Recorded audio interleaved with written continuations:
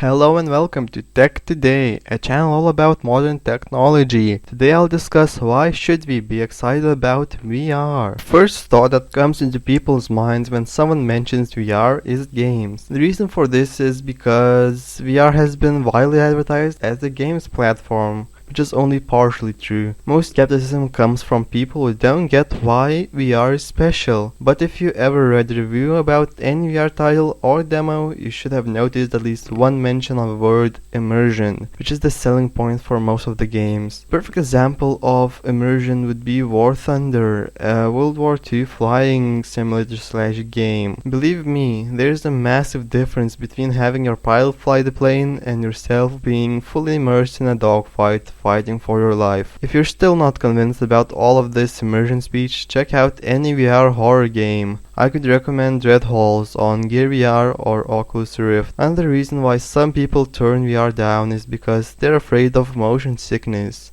This problem is becoming less and less of a barrier to VR as developers keep finding ways to keep the sickness at bay. Oculus Store solved this issue by having comfortability rating. So, is VR the next step for gaming? No, but doesn't have to be. VR can stay as a platform for people who just want more out of their gaming experience.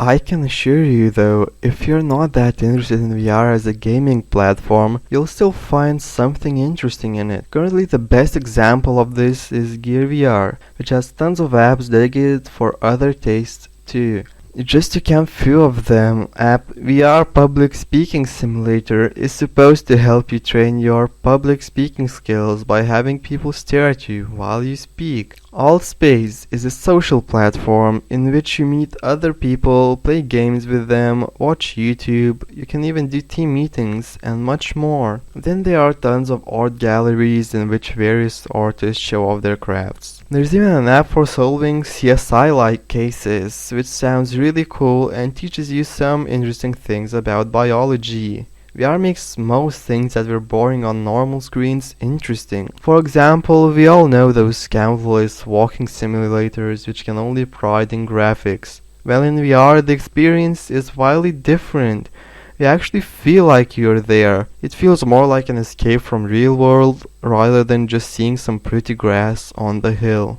Apart from games and other entertainment apps, VR can be used in professional industry. In my opinion, the most interesting use of VR professionally is going to be virtual offices, which would use a lot less space and could further popularize working from home. There are already apps that try to make this a reality. The best one that I have used is Virtual Desktop. The problem with it is that it only mirrors your computer screen and it doesn't go all out and create its own OS. When some company decides to make an operating system for HMDs exclusively, then we will truly see the further development of this idea.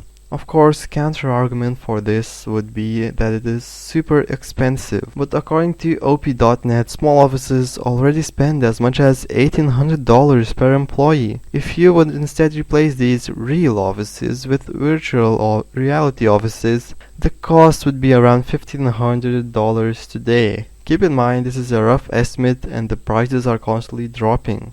Also, HTC recently announced Vive Business Edition, which is meant specifically for businesses. Virtual reality has already proven its appeal among consumers and is now revealing its potential for enterprise, said Olivier Rivet, further proving the point that VR can and will be implemented in businesses all over the world. Thank you for watching. Be sure to drop a like and subscribe if you liked this video.